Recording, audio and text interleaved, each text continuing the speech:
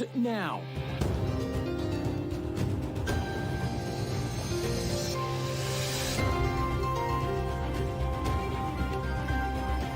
Wicked weather for some, a Christmas blizzard hitting parts of the country, creating travel delays and cancellations. A peace plan is offered in the Middle East, even while Israel steps up its attacks on Hamas and other threats in escalation of a wider war in the near future. And then the congressional year is over. We take a look at what was accomplished in 2023 and what's coming up in 2024 on Capitol Hill.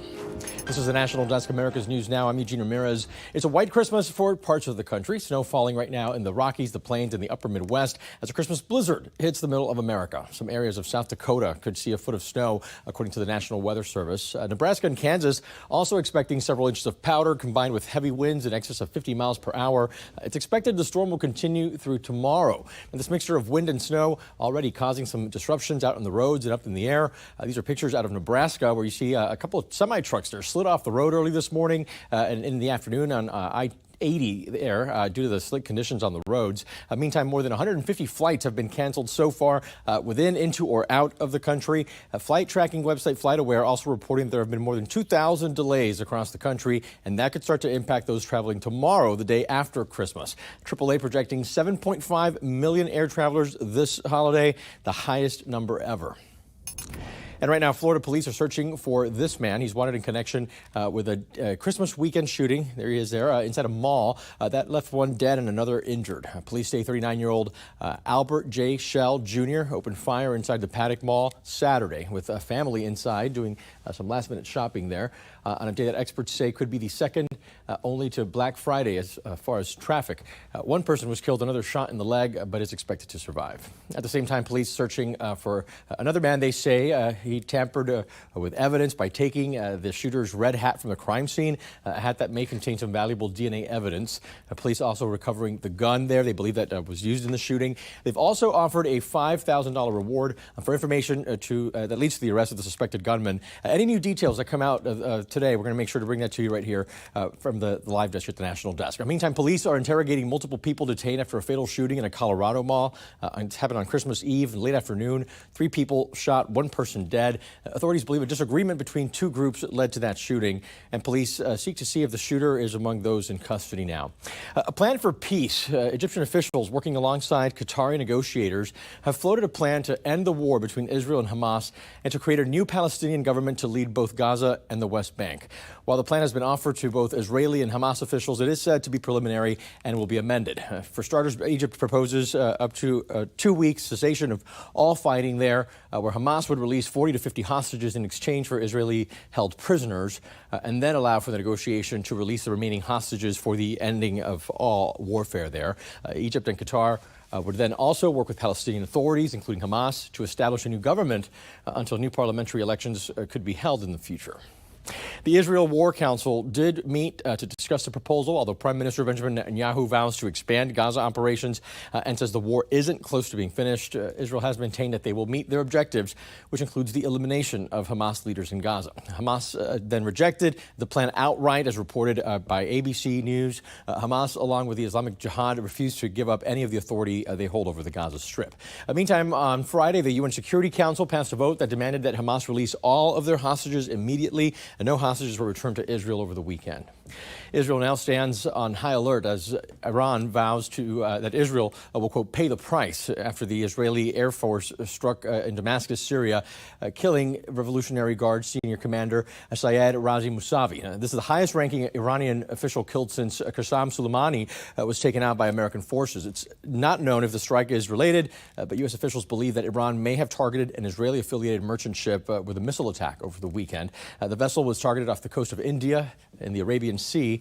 There are no deaths in that incident, but the drone did cause a fire on board. No one immediately claimed responsibility, but the incident comes as Iranian-backed Houthi rebels ramp up aggression against merchant ships in the Red Sea. The attacks have resulted in some companies rerouting their vessels around the southern tip of Africa, which is a much longer and, of course, more expensive route. Developing now, despite Harvard sticking by its embattled president, the backlash against university president Claudine Gay continues to pile up, from donors closing their wallets to more allegations of plagiarism. The National Desk's Angela Brown has this story. For now, Claudine Gay is still president of Harvard, but Harvard is feeling more pressure, along with calls for her to resign are growing. The fallout keeps coming for Harvard President Claudine Gay, following what some are calling a disastrous congressional testimony on anti-Semitism. Major law firm Edelson PC will no longer take part in on-campus recruiting at Harvard Law School. The Blatvanik Family Foundation has suspended donations to Harvard. College watchdog group Campus Reform says this is only the beginning. I think you're seeing a lot of parents of middle school and high school students start to reevaluate, are these so-called elite schools really worth the money I'm barely able to save for my children? Now a new report saying that early applications at Harvard fell by 17%. Harvard student Jacob Miller says cases of anti-Semitism following the October 7th Hamas attack and the Supreme Court gutting affirmative action are factors. The other big factor, I would guess, is affirmative action. That's a major change. And so perhaps students no longer feel that they, would be as strong of an applicant for Harvard and are applying in fewer numbers. On December 12th, Harvard released a statement reaffirming their support for President Gay. In Washington, D.C., I'm Angela Brown. Thousands of people have joined a large migrant caravan in Mexico with the goal of reaching the U.S. This is the latest caravan coming to the country. Secretary of State Antony Blinken, DHS Secretary Alejandro Mayorkas plan to visit Mexico later this week. Most of the migrants coming from South and Central America and what organizers call an exodus of poverty. U.S. facilities aimed at housing migrants have been overwhelmed by numbers. More than 2 million people were apprehended at the border in 2022 and 2023 fiscal years. Cooler months typically see more migrants when temperatures are more tolerable for them to make the trek. Now, the FBI is investigating a series of threatening online messages made against 4 Colorado State Supreme Court judges. This follows their ruling against Donald Trump last year, potentially removing him from the state's primary election ballot. Well, they ruled to do that. Authorities say the posts are, quote, incendiary and threaten to reveal the judge's personal information. No direct threats to their well-being were made. And as we wrap up the year, our team on Capitol Hill is taking a closer look at the historic year in Congress, from the removal of the House Speaker to the expulsion of a congressman. National Desk Chief Political Correspondent Scott Thuman reports. As the year wraps up, lawmakers are looking back on what some would call a tough first year of the 118th Congress. Well, we had too much infighting on our side of the aisle that really curtailed our ability over a year-long legislative schedule to get some of the things we need to be done. Congressman, will you resign? While there were a number of significant events, a speaker losing his position of power, the office of Speaker of the House of the United States House of Representatives is hereby declared vacant. A member of Congress kicked out. You guys gotta get out of my way. Out of his way. And censure for yet another. The House of Representatives censures Jamal Bowman, representative from the 16th Congressional District of New York. Lawmakers say there were some positive takeaways, both personally and for the legislative body as a whole. We extended the debt ceiling and established a baseline for spending for 2 years. That was important. Our border bill, if I had to pick one thing that I'm most proud of, I would say that's it.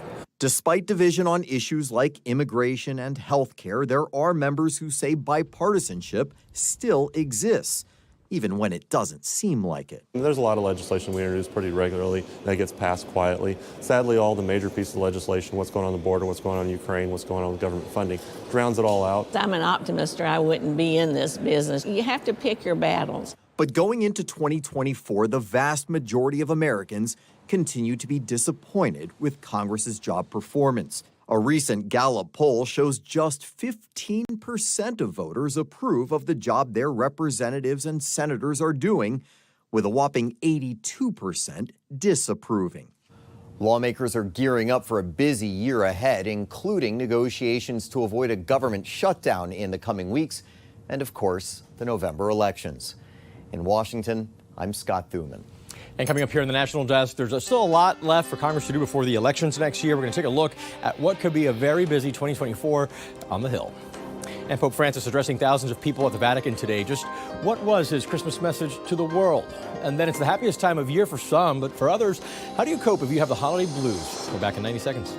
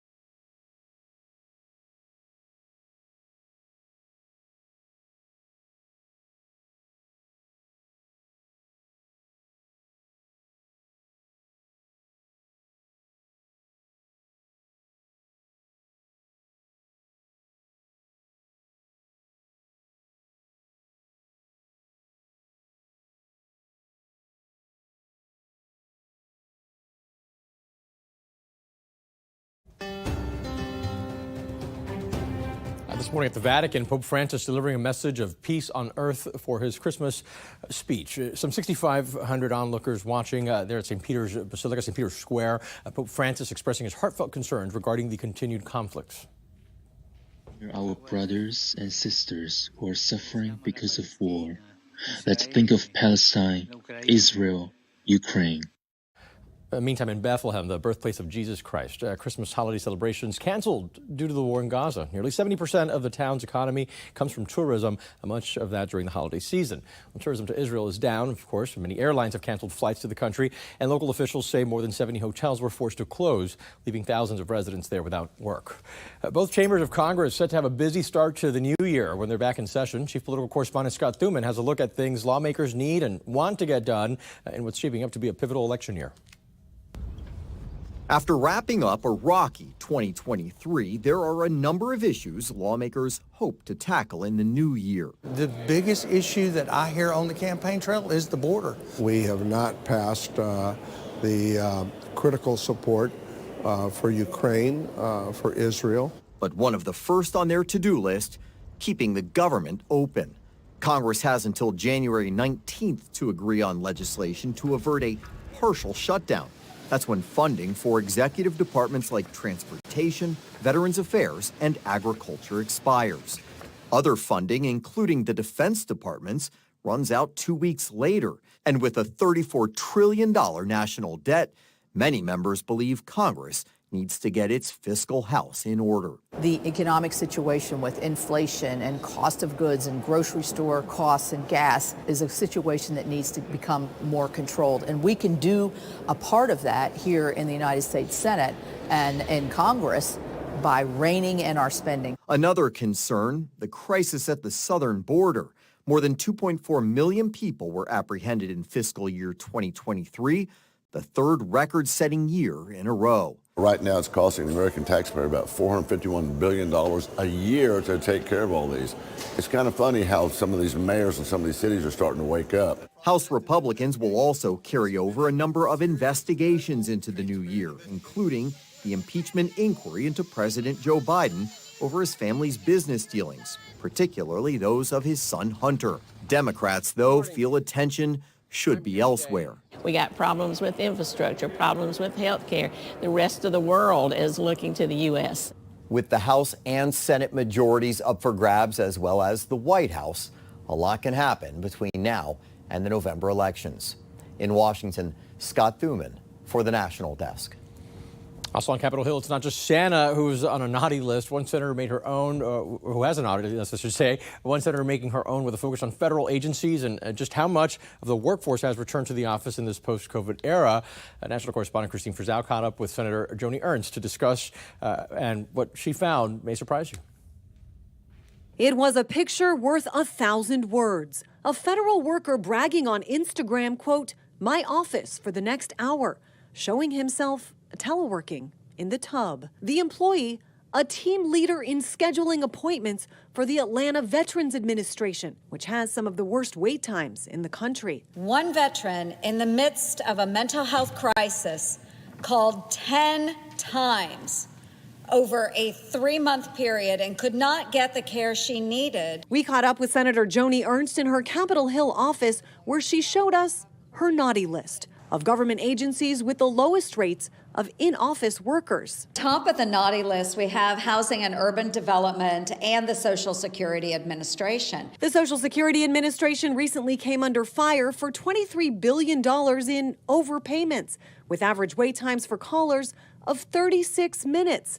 In 2013, it was just 10 minutes. So we have seniors and people waiting on disability work to be done by the Social Security Administration, and they're not answering their calls. You go down the list here and you've got, the Department of Defense at 25%, Department of Homeland Security at 31%. Right. That is still not even 50% of the workforce in the building making these huge decisions. When it comes to national security, we need people that are able to collaborate together, and that does not happen. Senator Ernst says government workers have called her office to complain about the lack of productivity, more than 7 months after the COVID public health emergency officially ended, calling the millions in tax dollars spent to pay for empty offices a waste. We need these folks to come back and occupy these buildings here in Washington, D.C., so that we have proper oversight of those workers, or we need to sell off all of this unused office space. I'm Christine Frizzell reporting. New details now as Russian opposition leader Alexei Navalny has been found weeks after his mysterious disappearance. Associates of Navalny say that he's been held in an isolated prison colony above the Arctic Circle. His whereabouts were unknown for 3 weeks. He's serving a 19-year sentence and is Vladimir Putin's most prominent opponent inside Russia. A lawsuit against Twitter will go forward as a federal judge ruled against Elon Musk and the social media company that could cost the company millions of dollars. A former employee filed a lawsuit claiming that before and after Elon Musk bought Twitter, Twitter promised employees 50% of their 2022 bonuses, but then never made those payments. Twitter's lawyers argued the company made only a verbal promise and it wasn't written. We have reporters all across the country in your neighborhoods covering issues that matter to you. From a Christmas miracle in Tennessee, saving the life of a mother and child, to volunteers making the holidays much brighter at a West Virginia animal shelter. We're taking the pulse of America, and we start with retail crime skyrocketing in parts of the country, specifically Southern California. From Southern California to Sacramento and the central San Joaquin Valley, retail theft is a big problem. The issue front and center at a hearing in Sacramento this week. We're not looking to throw people in jail. We just want them to stop stealing.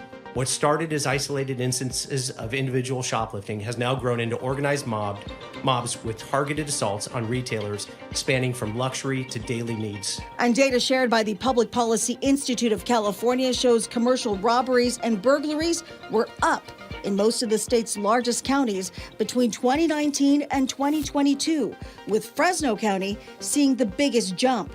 Commercial burglary up 71%, commercial robbery up 51%.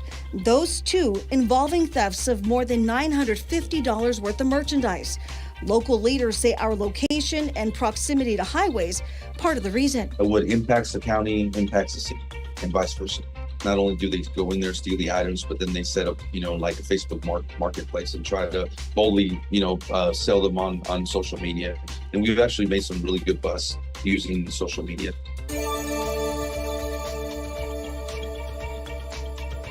He is just my little miracle baby, and I love him so much. Rachel Cunningham was directing a children's Christmas play when she suddenly collapsed while pregnant. I could tell pretty quickly that she wasn't breathing normally. Her color was bad. Her lips were starting to get really pale and cyanotic. So I made the decision to go ahead and start CPR just to make sure that oxygenated blood was still pumping everywhere that it needed to go. She flipped over and started doing compressions, and she finally took a big gasp of air, which was made everybody a little bit relieved. Rachel was rushed to the hospital where family members were advised that she and her baby may not make it.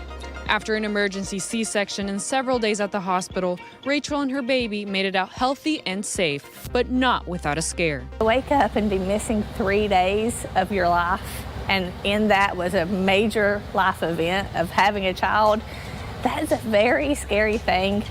But now that I've had time and my mind has wrapped around this whole situation, I am more than anything thankful.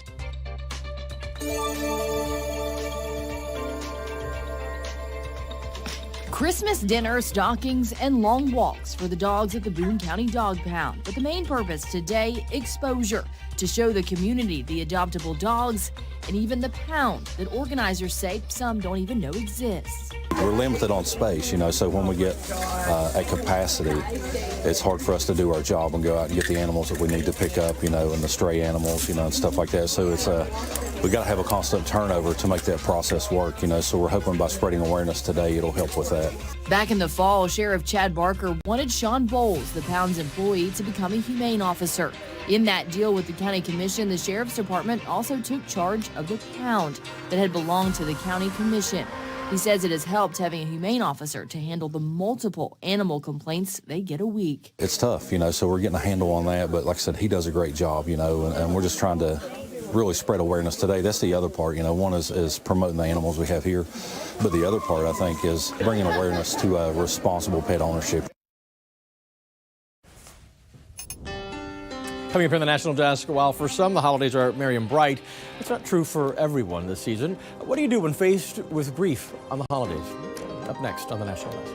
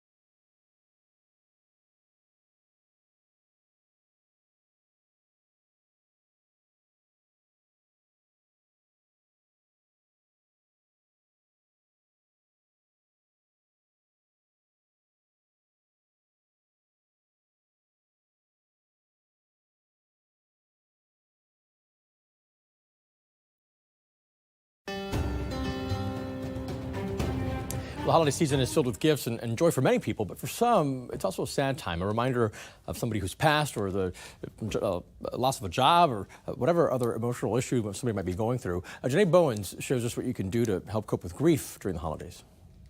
I got the call early the next morning that The pain is still fresh for Harriet Ellis. Our granddaughter's first birthday, that he passed away. She lost her husband to COVID-19 in 2020 and several family members since then, including her son and her father. She lost her job earlier this month and lost her vision in her right eye earlier this year. Even though I do have the blues, especially, during this time when all the holidays come and we have the empty seats and everything. For Harriet, joy can be hard to find and keep. And she's not the only one. According to the American Psychological Association, 41% of U.S. adults say their stress increases during the holiday season compared with other points in the year. So allow yourself to normalize your feelings, to sit with those feelings, to express those feelings to those around you, get professional help if necessary, and to know that it's okay to feel what you feel and allow yourself to do so. Mental health expert with JustAnswer.com, Jennifer Kelman, says those with the holiday blues must sit with their grief. If they don't deal with it, it comes back in another way. It's easy to isolate, and it's easy to think that that's the best thing for you, maybe for a little bit of time, but stay connected to those people and activities around you that give you joy.